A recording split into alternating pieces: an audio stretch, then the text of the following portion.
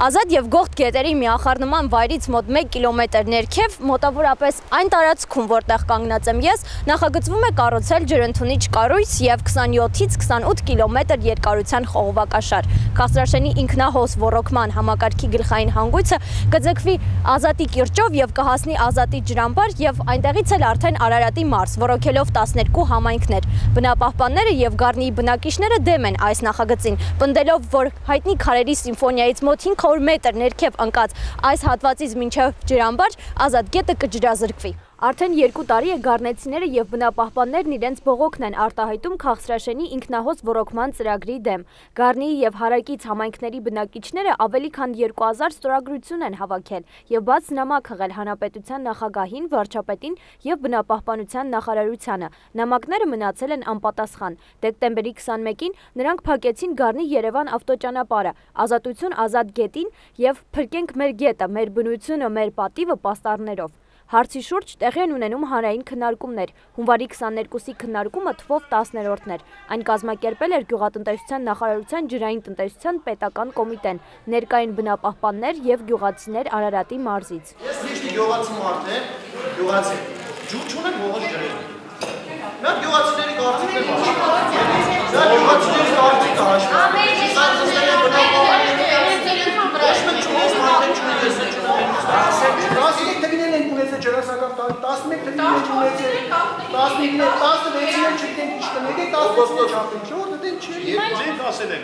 $1260 լիտր ջուր կա Գառնիի գետում։ Բնապահպանական ելքի համար ձգնուղիով դուրս է գալու նպատակույնը 850 լիտր վայրկյանում ջուր։ Ճանապարհի քանդելուց հետո վերանորոգումը պետք է արվի։ Պարտադիր նախքին տեստի բերի, որտեղ տուրիստական վայր է։ Խառնաշփոթը հասկանալու համար Civilnet-ը որոշեց գնալ նախագծի մշակման հետքերով եւ պարզել, ինչ է ծրագիրն իրենից ներկայացնում, բնապահպանական ինչ վտանգներ կան եւ ինչու են մարդիկ ցանկանում պահպանել Ազատ գետը։ Քաղցրաշենի ինքնահոս ոռոգման համակարգի նախագիծը մշակվել է 2013-ին ոռոգման համակարգերի բարելավման ծրագրի շրջանակներում ու ֆինանսավորվում է Վերակառուցման եւ Զարգացման միջազգային բանկի կողմից։ Ծրագրի բաղադրիչներից առաջինով նախատեսված է կառուցել Մեղրիի, Քաղցրաշենի, Գեղարդալճի եւ Բաղրամյան նորակերտի ինքնահոս ոռոգման համակարգեր։ Ոռոգման համակարգերի բարելավման ծրագրի ընդհանուր արժեքը կազմում է $37.5 միլիոն, որից Վերակառուցման եւ Զարգացման բանկը Հայաստանին տրամադրել է $30 միլիոն վարկային միջոց 25 տարի մարման ժամկետով։ Այն իրականացնելու է ջրային տնտեսության պետական կոմիտեն։ Հայ հիդրոէներգոնախագիծ ՓԲ-ն մտադիր է իրականացնել համակարգի կառուցման նախագիծը։ Ծրագրով նախատեսված է Ազատի ջրամբարից մեխանիկական ջուր ստացող Արարատի համայնքների հողատարածքների ոռոգումը կատարել ոչ թե պոմպակայանով, այլ Ազատ գետից եկող ինքնահոս եղանակով։ Այժմ համայնքները ջուրը ստանում են մեխանիկական եղանակով, պոմպակայանի միջոցով, Արտաշատի մայր ջրանցքից, որն էլ իր հերթին սնվում է Ազատի ջրամբարից։ Իսկ ինչու է որոշվել փոխել ոռոգման համակարգը։ Ծրագրի հեղինակների գլխավոր փաստարկը էներգախնայողությունն է։ Ծրագրային փաստաթղթով պոմպերի չաշխատելու դեպքում էլեկտրաէներգիայի խնայողությունը կկազմի տարեկան 10 միլիոն կիլովատ-ժամ, այսինքն 436 միլիոն դրամ, իսկ պոմպակայանի շահագործման եւ պահպանման ծախսերը կկազմեն 24 միլիոն դրամ։ Խողովակաշարը 980 լիտր վայրկյանում քանակությամբ ջուր կհասցնի Քաղցրաշենի պոմպակայանի ջրթող ավազան, որտեղից էլ ոռոգման նպատակով 900 լիտր վայրկյան ծավալով ջուրը կտեղափոխվի Արարատի մարզի 12 գյուղեր՝ Այգեստան, Բերթիկ, Գետազատ, Դեղցուտ, Հնաբերդ, Մրգանուշ, Նարեկ, Ներքին Դվին, Նորաշեն, Վարդաշեն, Վերին Դվին, Քաղցրաշեն։ Դրանք ընդհանուր առմամբ 1232 հեկտար են, որից 854 հեկտարն արդեն ոռոգվում է, իսկ մնացած 378-ը նախատեսվում է ոռոգել։ Բնապահպանության նախարարությունը դրական եզրակացություն է տվել Քաղցրաշենի ինքնահոս ոռոգման համակարգի ծրագրին, սակայն գառնեցիների եւ բնապահպանների բարձրացրած գլխավոր խնդիրը Ազատ գետի ջրի քանակի հարցն է, այսինքն արդյոք կբավարարի Ազատ գետի ջրաքանակը բնապահպանական թողքի եւ ոռոգման համար նախատեսված ջրի ծավալների ապահովմանը։ Կառավարության սահմանմամբ բնապահպանական թողքը նվազագույն հոսքով 10 հաջորդող օրերի միջին օրական հոսքն է։ Ազատ գետի բնապահպանական թողքը քաղցրաշենի համակարգի ջրարի հատվածում և ստորին հոսքերում կազմում է 850 լիտր վայրկյան։ Եթե սրան գումարենք նաև ոռոգման համար վերցվելիք 900 լիտր ջուրը, ապա ստացվում է, որ վերցվելիք ջրի ծավալը կլինի մոտ 1800 լիտր վայրկյան։ Դա նշանակում է, որ այդ որոշման եթե հետևենք, ուրեմն կարելի է ամբողջ տարին գետը առանց ջրի թողնել և ամբողջ ջուրը վերցնել։ Գառնեցիների և նաև մեր կարծիքով ակնհայտ է, որ չի բավականացնի, քանի որ վերջի 20 տարում տեղի ունեցել ջրային պաշարների որոշակի նվազում, որը որ չի արտահայտվում ցուցանիշների մեջ։ Ինչու չի արտահայտվում, որովհետև 20 տարվա վերջի չափագրումները, որ կատարվում են ջրաբանական կետերում, մեր կարծիքով այնքան էլ հավաստի չեն եւ չի կարելի հիմնվել միայն այդ տվյալների վրա եւ միայն այդ տվյալները հիմք վերցնելով այդպիսի ուրեմն մեծ ծրագիր իրականացնել։ Այն ջրաքանակը, որ իրանք ուզում են վերցնեն հունիս, հուլիս, օգոստոս եւ նույնիսկ սեպտեմբերի կեսերի համար, ուրեմն ոռոգման համակարգը ապահովելու համար, այդ քանակության ջուր մենք կունենանք երևի կոպիտ ասեմ 4 տարի մեկ անգամ։ Մեր կարծիքով այդ 850 լիտրը եթե մենք հաշվենք էկոլոգիական բաղադրիչով սկսենք հաշվել, հա, այսինքն հաշվել ենք ոչ միայն ջրի քանակը, այլ գետի մորֆոմետրիան, հա, գետի կենսաբանական, ջրաբանական,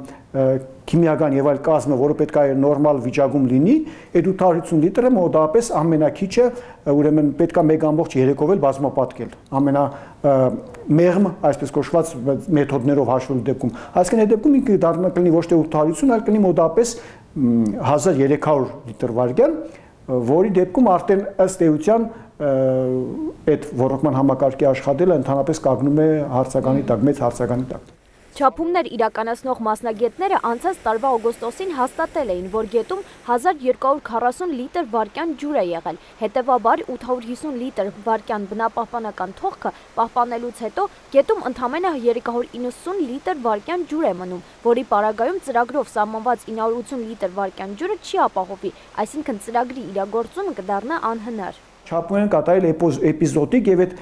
գյուղացիները պնդում են, որ այդ չափումների ժամանակ վերևում օգտագործվող ջրաքանակները փակել են, հա, որպեսզի ազատ գետի ջուրը ավելի շատանա գոնե։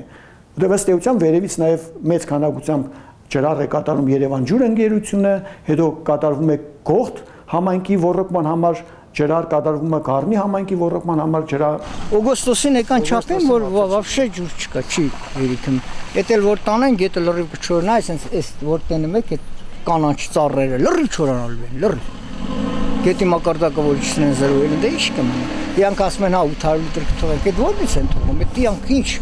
կախարդեն խփելու են ձեռները գետին աղբյուրներն էլ։ Ազատ գետում բազմանում են տարբեր ձկնատեսակներ՝ կարմրախայտ, կարմակն խրամուլի, ծածանաձուկ եւ այլն։ Գետում ջրի քանակի 2-ից 3 անգամ պակասելու պատճառով կխախտվի գետի ինքնամաքրման գործընթացը։ Հետևաբար այս ձկնատեսակների վերանալու հավանականությունը ավելի կմեծանա։ Ազատ գետի ձախ ափին գտնվում է Խոսրովի պետական արգելոցը։ Հայաստանի Հանրապետության օրենքը բնության հատուկ պահպանվող տարածքների մասին փաստում է, որ արգելոցի տարածքում արգելվում են ջրային պաշարների շահագործումը եւ ջրային ռեժիմը խախտող ցանկացած գործունեություն։ Նախագծի հեղինակները պնդում են, որ ազատ գետը եզրագծում է Խոսրովի պետական արգելոցը, հետևաբար եւ այն չի կարող խախտել էկոհամակարգի այս տարածքի էկոհամակարգի բնականոն գործունեությունը։ Եթե մենք օրենքի տարին հետևենք, քանի որ ինքը սահման է, բնականաբար ինքը գտնվում է Խոսրովի արգելոցի տարածքում, մենք այդ ձև ենք գտնում։ Հիմա մեզ ուզում են համոզել, որ դա արգելոցի տարածք չի, սահման է եւ այլն, դա ուղղակի, գիտեք ինչ, օրենքը ցանկացած ձև կարելի է մանիպուլյացիայի ենթարկել, բայց ըստ էության ինքը գլխավոր ջրաբանական, ուրեմն հոսքն է Խոսրովի արգելոցի։ Ազատ գետի ավազանում եւ նրան հարակից տարածքներում 250 կենդանատեսակ կա։ Օրինակ հարավկովկասյան գորշ արջ, վայրի խոզ, ոզնի, մուֆլոն, բեզոարյան այծ, լուսան, գայլ, աղվես, ընձառյուծ։ Այստեղ են նաեւ Կարմիր գրքում գրանցված կենդանիներից հայկական սպիտակատամը, միջերկրածովյան կրյան, փոքր պայտակիթը։ Այս կենդանիներն իջնում են գետ ջուր խմելու։ Եթե մենք այդ գետի ջուրը պակասացնում ենք, ասենք, ու անընդհատ պակասացնում ենք, մանավանդ ամենաշոգ սեզոնին ենք պակասացնում այդ ջուրը, հա, բնականաբար այդ կազդի նաև ընդհանուր այդ հովիտի ջերմաստիճանի վրա։ Եթե ջերմաստիճանը 1-2 աստիճանով բարձրանալու է ընդհանուր, պլյուս մենք գումարում ենք դրա մեր վերցված ջրի քանակի հետևանքով եւս ինգրա միկրոկլիմայի 1-2 աստիճան փոփոխությունը, հա, դեպի ավելի ջերմացումը, բնականաբար տարիների ընթացքում, երկարատև տարիների ընթացքում կսկսվի որոշակի տեսակ, ասենք բուսատեսակների, ծառատեսակների բնականաբար անհետացում եւ իհարկե դրա հետևանքով արդյունքում մենք ունենանք ավելի շատ անապատեցված կամ անապատեցման վտանգի տակ կանգնած տարածքներ։ Ինչ հնարավոր ազդեցություն կունենա այս ամենը այս տարածքի զբոսաշրջային եւ տնտեսական հնարավորությունների վրա։ Այս մասին դիտեք մեր մյուս տեսանյութը։